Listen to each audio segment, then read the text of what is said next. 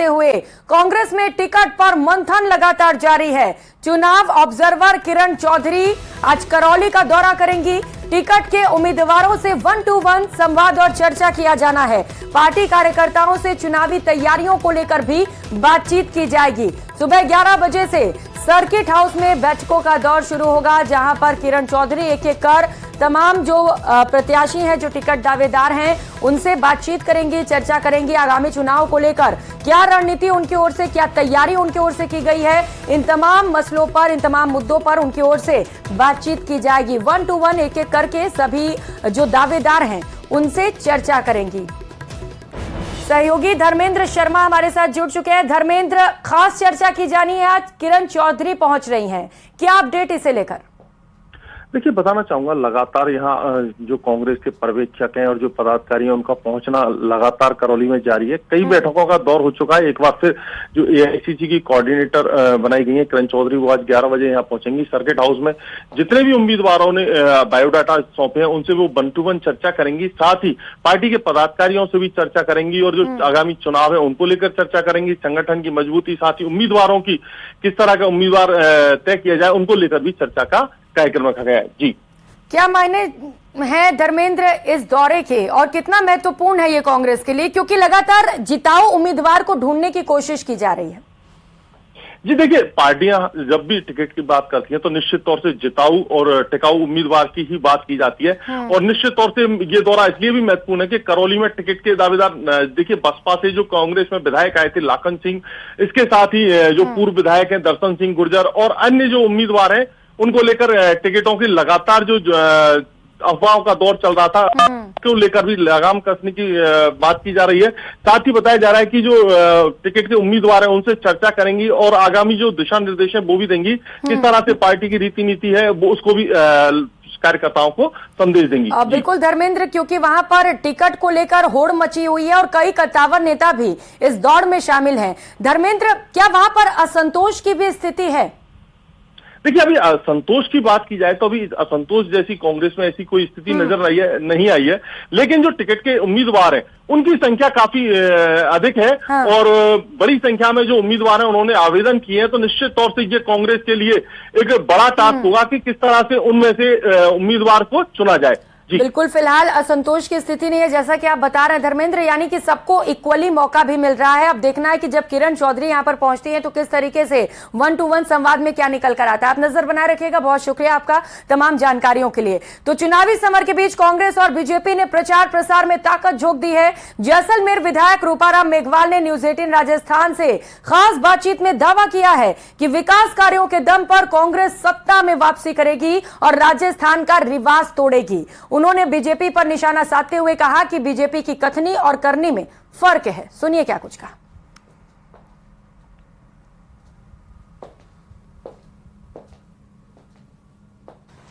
प्रदेश में अब विधानसभा चुनावों की सुगबुगाहट दिखने लगी है। दोनों बड़ी पार्टियां मैदानों में उतर चुकी है। जनता को खुश करने के तमाम प्रयास किए जा रहे हैं। इसी सिलसिले में आज मेरे साथ मौजूद है जैसलमेर विधायक रूपाराम धांधे, जिनसे हम चर्चा करेंगे। सर, बात करें, आगामी समय में विधानसभा चुनाव होने हैं, दोनों बड़ी पार्टियां एक दूसरे को टक्कर दे रही है। लगता है आपको कि इस बार रिवाज तोड़ेगी कांग्रेस सरकार? हाँ, बिल्कुल ऐसा ही है। मैं खुद पहले पीएचडी में चीफ इंजीनियर था, तो मैं राजस्थान में अभी भी आया जाया करता हूँ। मैं मेघवाल समाज से हूँ और मेघवाल समाज का इंडिया का अध्यक्ष हूँ। इस सिलसिले में कई जगह जाता हूँ। मैंने पिछले 30 वर्ष से देखा, हर बार जो भी सरकार, चाहे कांग्रेस या बीजेपी की होती, चुनाव से 1-1.5 वर्ष पहले वातावरण निर्मित हो जाता, भी इनको हटाना है, इनको हटाना है। अब क्या, मैं खुद पिछले 8-10 महीने में करीब 132 विधानसभाओं में गया, एरिया में अलग अलग कामों से, खेलों से भी जुड़ा हुआ हूँ। कहीं भी ये चर्चा नहीं है। और बैठक जब बैठते हैं, बातचीत होते हैं, तो कई बीजेपी समर्थक भी कहते हैं कि अब की बार जो कांग्रेस सरकार ने, विशेषकर माननीय अशोक गहलोत जी ने काम किए हैं, अब कहने को तो विपक्ष में कहेंगे लेकिन हमारे पास काट नहीं है, ऐसी बातें जो समर्थक है बीजेपी उनके मुंह से आती है और आम जनता बहुत खुश है। तो मुझे लगता है कि कांग्रेस रिपीट करेगी और अच्छे मार्जिन से करेगी, पहले से अच्छे। बिल्कुल टूटेगा। आपके अनुसार सर, इस बार विधानसभा सीट कितनी आ रही है कांग्रेस के पास? आपके सर्विस के अकॉर्डिंग? हाँ, हम लोग ऐसा तो नहीं कह सकते, लेकिन वोट परसेंटेज है। पिछली बार भी हमारी 99 तो शुरू से ही एमएलए आगे थे, और बाद में जो निर्दलीय साथी थे, कांग्रेस से जुड़े हुए थे, बीएसपी के थे, यूं मिला के हम करीब 125 हो गए। बीजेपी के बाद 73 सीटें रही। बाई इलेक्शन में BJP 1 he Jeet pi, 7 by election में 6 हमने जीती। इन सब को ट्रेंड को देखते हुए पहले से अच्छा प्रदर्शन कांग्रेस का रहेगा और बीजेपी का पहले से कम रहने की उम्मीद है। जी देखिए, विकास कार्यों को लेकर हमने चर्चा की, चुनावों को लेकर हमने चर्चा की। रूपाराम धांधे मेरे साथ मौजूद थे, जिन्होंने कहा कि इस बार हम विधानसभा चुनावों में पूरी ताकत झोंकेंगे, विकास कार्यों पर वापस जनता जो है गहलोत सरकार को चुनेगी, कांग्रेस सरकार को चुनेगी, और इस बार विधानसभा सीटों में सारे आंकड़ों को पार करते हुए नया रिकॉर्ड बनाएगी और राजस्थान का रिवाज भी इस बार टूटता हुआ देखने को मिलेगा। कैमरामैन अविनाश के साथ महिमा जैन, न्यूज 18 राजस्थान। रुक करेंगे एक और बड़ी खबर का। जयपुर से बड़ी खबर सामने आ रही है। पीएचईडी में फर्जी सर्टिफिकेट से टेंडर जारी करने के मामले से जुड़ी है बड़ी खबर। आपको बता दें, गोपाल सिंह शेखावत की मुश्किलें बढ़ सकती हैं। पीएचईडी उप शासन सचिव गोपाल सिंह शेखावत हैं, जिनकी मुश्किलें अब बढ़ती हुई नजर आ रही हैं। फर्जी दस्तावेजों की जांच में गोपाल सिंह शेखावत की मिलीभगत मिली है। ईडी और एसीबी गोपाल सिंह के खिलाफ केस भी दर्ज कर सकती है। इस वक्त ये बड़ी खबर आपको बता रहे हैं, इनके खिलाफ केस भी दर्ज की जा सकती है। ईडी से लेकर एसीबी भी इनके खिलाफ केस दर्ज कर सकते हैं। इस वक्त की ये बड़ी जानकारी सामने आ रही है। सहयोगी राकेश हमारे साथ जुड़ चुके हैं। राकेश, क्या लग रहा है, मुश्किलें बढ़ने वाली है गोपाल सिंह की?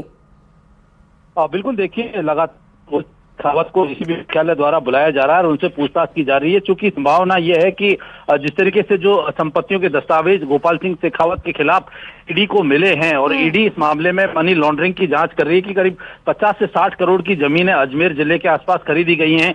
एक पेट्रोल पंप अजमेर, एक हाईवे जो बनाया गया है, इसके अलावा जयपुर जिले में भी भारी संपत्तियां सामने आई हैं। अब ईडी मनी लॉन्ड्रिंग की जांच कर रही है, कहीं भ्रष्टाचार से की गई जो कमाई है वो तो निवेश नहीं की गई है। इसी बीच में एसीबी ने भी अब गोपाल सिंह शेखावत को पूछताछ के लिए बुलाना शुरू कर दिया है और एसीबी अब इनके खिलाफ मुकदमा दर्ज करके गिरफ्तार कर सकती है, क्योंकि जिन जिन भ्रष्टाचारियों पर या अनियमितता बरतने वालों पर ईडी की नजर है, एसीबी उन्हें पहले ही गिरफ्तार करती रही है और एसीबी भी सघनता से जांच कर रही है। गोपाल सिंह शेखावत के खिलाफ जो मामले सामने आए हैं, क्योंकि ये उप शासन सचिव हैं, तमाम प्रकार की ट्रांसफर पोस्टिंग के साथ साथ जो विभागीय जांच है, कंपनियों की जांच है, उसके लिए उत्तरदायी हैं और उन जांचों में भारी अनियमितताएं जो है बरती गई हैं, चाहे वो श्री श्याम और गणपति के फर्जी सर्टिफिकेट का मामला हो या मांगीलाल बिश्नोई जो फर्म है। क्योंकि जिस तरीके से जो आरोप लगे हैं उसमें दोषी जो फर्में हैं, कंपनियां हैं, उनको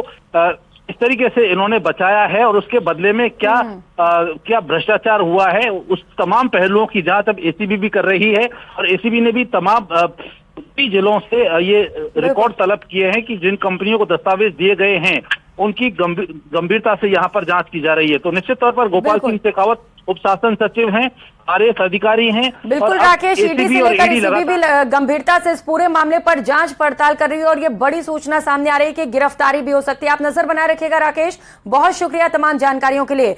जयपुर से खबर है, फर्जी दस्तावेजों के जरिए टेंडर हासिल करने का एक और मामला सामने आया। आरोप है कि जलदाय विभाग के अधिकारियों ने ठेकेदारों की मिलीभगत से फर्जी कागजात के सहारे मैसर्स मांगीलाल बिश्नोई की कंपनी को करोड़ों रुपए के टेंडर जारी किए, जिसका खुलासा जांच के दौरान हुआ है। हालांकि इस पूरे मामले पर जल विभाग के अधिकारी कुछ भी बोलने को तैयार नहीं है। ये रिपोर्ट देखिए। अजमेर अतिरिक्त मुख्य अभियंता द्वारा की गई जांच ये सबूत चीख चीख कर कह रहे हैं कि जयपुर के जलदाय विभाग के टेंडर देने के नाम पर एक और करोड़ों रुपए का घोटाला हुआ है। टेंडर देने में जो फर्जीवाड़ा हुआ उसकी जांच भीलवाड़ा परिवहन कार्यालय के जरिए कराई गई, जिसमें कंपनी के फर्जीवाड़े का भांडा फूट गया। आरोप है कि मांगीलाल बिश्नोई कंपनी फर्जी दस्तावेजों के जरिए पिछले 9 साल टेंडर हासिल कर रही थी। हैरानी की बात तो यह है कि जिन मशीनों के कागज लगाकर टेंडर हासिल किए गए वो 14 साल पहले ही बंद हो चुकी थी। हालांकि इस मामले में आरोपी अधिकारी कार्रवाई करने के बजाय अनजान बने हुए हैं। तो एक्शन के लिए हमने जांच बिठा देंगे उसकी। कब बैठाएंगे सर? जैसे हमको रिपोर्ट मिलेगी हम बिठवा देंगे जांच। रिपोर्ट तो आपको दे दी गई है, अपील खारिज होती। तो मैंने अपील देने के बाद मैंने जांच बिठाने के लिए बोल दिया है। कौन बैठाएगा जांच? जांच ऐसी राज्य सरकार जैसे डायरेक्शन आएगी दे देंगे हम। अभी तक आपको डायरेक्शन नहीं है? नहीं, अभी डायरेक्शन नहीं। मामले का खुलासा होने के बाद राज्य सरकार बैकफुट पर है। जबकि बीजेपी को सरकार के खिलाफ बोलने का मौका मिल गया है। जानकारों की माने तो भाजपा सांसद केवड़ीलाल मीणा ने मांगीलाल बिश्नोई कंपनी के फर्जी दस्तावेजों के जरिए दिए गए टेंडर की शिकायत प्रवर्तन निदेशालय से कर दी है। इसके अलावा मुख्य अभियंता रामकरण मीणा का मोबाइल फोन जब्त कर फर्जी दस्तावेजों से टेंडर जारी करने संबंधी अहम सबूत भी प्रवर्तन निदेशालय और एसीबी ने जुटाए हैं। गौर करने वाली बात तो यह है कि यह कोई पहला मामला नहीं है जब फर्जी कागजातों के जरिए किसी कंपनी को टेंडर दिया गया हो। इससे पहले श्री श्याम और गणपति कंपनी को इस तरीके से फर्जी दस्तावेजों के सहारे 900 करोड़ रुपए के टेंडर जारी करने के आरोप लगे थे। इस मामले में प्रवर्तन निदेशालय ने मैसर्स श्री श्याम और मैसर्स गणपति कंपनी को ब्लैक लिस्ट कर दिया था। राकेश शर्मा, न्यूज 18 राजस्थान, जयपुर। और रुक लेते हैं एक और बड़ी खबर का। कोटा से बड़ी खबर सामने आ रही है। कोटा में आज से 1 महीने तक धारा 144 लागू कर दी गई है। जिला कलेक्टर ओपी बुनकर ने इसे लेकर आदेश जारी किए। त्योहारों को देखते हुए डीएम ने धारा 144 लगा दी है। कानून व्यवस्था बनाए रखने के लिए धारा 144 लगाई गई। आज से आगामी 25 अक्टूबर तक पूरे जिले में धारा 144 लागू रहने वाली है। तो इस वक्त ये बड़ी खबर आपको बता रहे हैं। त्योहार लगातार एक एक कर कई सारे आने वाले हैं और इसी को देखते हुए जिला कलेक्टर की ओर से ये आदेश जारी किए गए हैं। कोटा से इस वक्त ये बड़ी खबर आपको बता रहे हैं। कोटा में आज से अगले 1 महीने तक धारा 144 लागू रहेगी। तो जिला कलेक्टर ओपी बुनकर ने ये आदेश जारी किए। त्योहारों को देखते हुए ये फैसला डीएम की ओर से लिया गया है। कानून व्यवस्था बनी रहे, किसी तरीके की दिक्कतें ना आने पाए, अव्यवस्थाओं का आलम ना देखने को मिले, इसी को लेकर ये बड़ा फैसला डीएम की ओर से।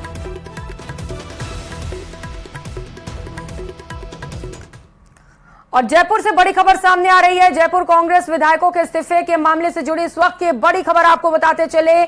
इस्तीफे के प्रकरण को लेकर आज हाईकोर्ट में सुनवाई की जाएगी। कांग्रेस विधायकों के सामूहिक इस्तीफे पर हाईकोर्ट सुनवाई करेगा। नेता प्रतिपक्ष राजेंद्र राठौड़ की याचिका पर सुनवाई होगी। याचिका में कांग्रेस विधायकों के सामूहिक इस्तीफे को दी गई चुनौती पर चर्चा की जाएगी और सुनवाई की जाएगी। विस अध्यक्ष सचिव की कार्यप्रणाली को नियम विरुद्ध बताया गया था और इसी को लेकर नेता प्रतिपक्ष राजेंद्र राठौड़ ने याचिका दायर की थी और इस मामले पर आज हाईकोर्ट में सुनवाई होनी है, जो बेहद अहम है क्योंकि इसे लेकर जो सचिव ने आदेश दिए थे, जो कार्यप्रणाली थी, उसी को लेकर सवाल खड़े किए गए हैं बीजेपी की ओर से और नेता प्रतिपक्ष राजेंद्र राठौड़ ने इसे लेकर एक याचिका भी दायर की थी। आज इस पूरे मामले पर एक साथ कई विधायकों ने इस्तीफा सौंप दिया था और इसी प्रकरण को लेकर हाईकोर्ट में सुनवाई की जाएगी। अब देखना दिलचस्प है कि क्या दलीलें दोनों ही पक्षों की ओर से पेश की जाती हैं।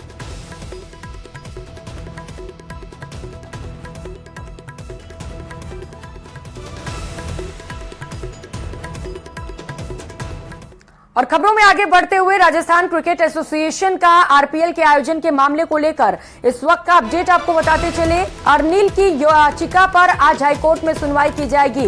अर्निल कंपनी से हाईकोर्ट ने जवाब मांगा है। आरसीए द्वारा हाईकोर्ट में जवाब देने हैं।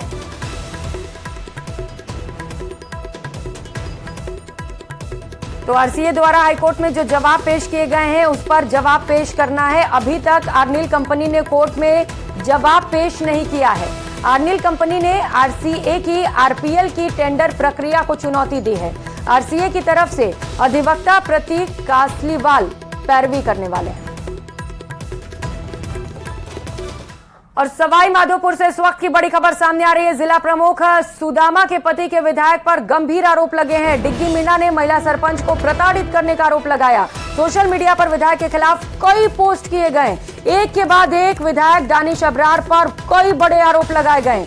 243 अल्पसंख्यक नौजवानों को झूठे केस में फंसाने का भी आरोप लगा है। डिग्गी मीणा का अब्रार के समर्थक पर धमकी देने का भी बड़ा आरोप है। तो टिकट की दावेदारी के बाद जिला प्रमुख पति और विधायक में ठन चुकी है और एक एक कर कई बड़े आरोप लगाए जा रहे हैं। तो ये तस्वीरें भी आपको दिखा रहे हैं जहां पर सोशल मीडिया के जरिए टिकट की दावेदारी को लेकर नेताओं में आपस में ही ठन चुकी है और एक एक कर आरोप प्रत्यारोप का दौर जारी है। एक एक कर बड़े आरोप लगाए जा रहे हैं। 243 अल्पसंख्यक नौजवानों को झूठे केस में फंसाने का भी आरोप लगा है। टिकट की दावेदारी के बाद जिला प्रमुख पति और विधायक दोनों में आपस में ठन गई है, जिसके बाद ये सोशल मीडिया पर पोस्ट लगातार सामने आ रहे हैं जिनमें एक एक कर कई आरोप लग रहे हैं। सहयोगी गिरिराज हमारे साथ जुड़ चुके हैं। गिरिराज, कई बड़े आरोप लग रहे हैं, सच्चाई भी है इसमें क्या? जी देखिए, जैसे जैसे आगामी विधानसभा चुनाव नजदीक आ रहे हैं वैसे वैसे ही आरोप और प्रत्यारोप का दौर शुरू हो गया है। और सबसे बड़ी बात यह है कि सवाई माधोपुर में कांग्रेस के दो बड़े जो नेता हैं वो आमने सामने आरोप प्रत्यारोप लगा रहे हैं। एक और विधायक दानिश अबरार हैं, तो दूसरी तरफ जो जिला प्रमुख हैं सुदामा मीना, उनके पति हैं डिग्गी प्रसाद मीना, उनकी ओर से विधायक पर कई गंभीर आरोप लगाए जा रहे हैं। मैं आपको यह भी बता दूं कि पिछले कई समय पहले जो विधायक हैं और जिला प्रमुख के जो पति हैं डिग्गी प्रसाद मीना, वो एक ही साथ कई जगहों पर, कई जो मंच हैं, कांग्रेस के मंच हैं, चाहे वो ये जो प्रशासनिक कार्यक्रम मान लीजिए, वहां पर हमेशा साथ नजर आते थे। लेकिन अब मामला उल्टा हो गया है। जैसे जैसे विधानसभा चुनाव नजदीक आ रहे हैं, महत्वाकांक्षाएं बढ़ गई हैं। एक और विधायक हैं जो वापस दोबारा से सवाई माधोपुर से दावेदार हैं, तो दूसरी तरफ जो डिग्गी प्रसाद मीना है, उन्होंने भी विधायक को लेकर के अपने टिकट की दावेदारी की ताल ठोक दी है।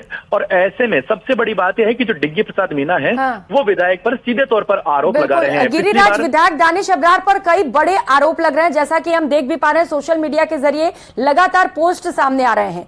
कुछ प्रतिक्रिया उनकी ओर से सामने आई है, खंडन किया गया इन आरोपों का? जी देखिए, अभी तक मुखरित होकर के सामने जो दोनों नेता हैं वो मीडिया पर सीधे तौर पर बयान नहीं दे रहे हैं, लेकिन सोशल मीडिया पर प्रत्यक्ष रूप से सोशल मीडिया पर ये बयानबाजी और ये जो घटनाक्रम है वो लगातार देखा जा रहा है। डिग्गी प्रसाद मीना की ओर से सोशल मीडिया पर लगातार विधायक के विरोध में जो पोस्ट हैं वो लगातार डाली जा रही हैं। एक महिला सरपंच को प्रताड़ित करने का आरोप डिग्गी प्रसाद मीना विधायक पर लगा रहे हैं, कई बद्री के भ्रष्टाचार के आरोप लगा रहे हैं, और भी कई गिरिराज, लेकिन कम से कम कांग्रेस के लिए ये शुभ संकेत नहीं, जिस तरीके से आरोप प्रत्यारोप का दौर लगातार जारी है। आप नजर बनाए रखिएगा इस पर। बहुत शुक्रिया तमाम जानकारियों के लिए। और बड़ी खबर का रुख करेंगे। जयपुर में रोजगार मेले का आयोजन किया जा रहा है। केंद्रीय मंत्री गजेंद्र सिंह शेखावत का संबोधन चल रहा है, सीधे लिए चलते हैं, सुनाते हैं। उस संकल्प को साकार करने की मशीन का एक पुर्जा बनने, एक अंग बनने, एक हिस्सा बनने का सौभाग्यपूर्ण अवसर भी आप सबके पास है। आप लोग और भी सौभाग्यशाली इसलिए हैं, ये जो आपकी पीढ़ी है, ये सौभाग्य न मेरे पास में होगा न दिनेश जी के पास में होगा। रामचरण जी युवा हैं, शायद इनके पास में होगा कि आप लोग, आपकी पीढ़ी, आप लोग इस बात पर गर्व कर पाएंगे कि हमने इस देश का निर्माण किया है। और साथ ही साथ में विकसित भारत में जब 2047 तक भारत विकसित हो जाएगा, तब भी आप उस भारत के, विकसित भारत की सेवाओं का अंग बने रह करके देश के विकसित स्वरूप की सेवा करने का सौभाग्यपूर्ण अवसर भी सिर्फ आप ही की पीढ़ी को मिलने वाला है। इतने सौभाग्यपूर्ण अवसर जब भारत इस गति के साथ में माननीय प्रधानमंत्री जी के नेतृत्व में बदल रहा है, भारत की अर्थव्यवस्था का जिस गति के साथ में विकास हो रहा है, हम सब जानते हैं इस बात को कि आज भारत दुनिया में सबसे तेजी से बढ़ती हुई अर्थव्यवस्था है। शायद हम सब लोगों को इस बात की भी जानकारी होगी कि हमारा देश एक ऐसा देश है जिसको दुनिया में सबसे ज्यादा एफडीआई, विदेशी निवेश, विदेशी मुद्रा का निवेश जिस देश में हो रहा है।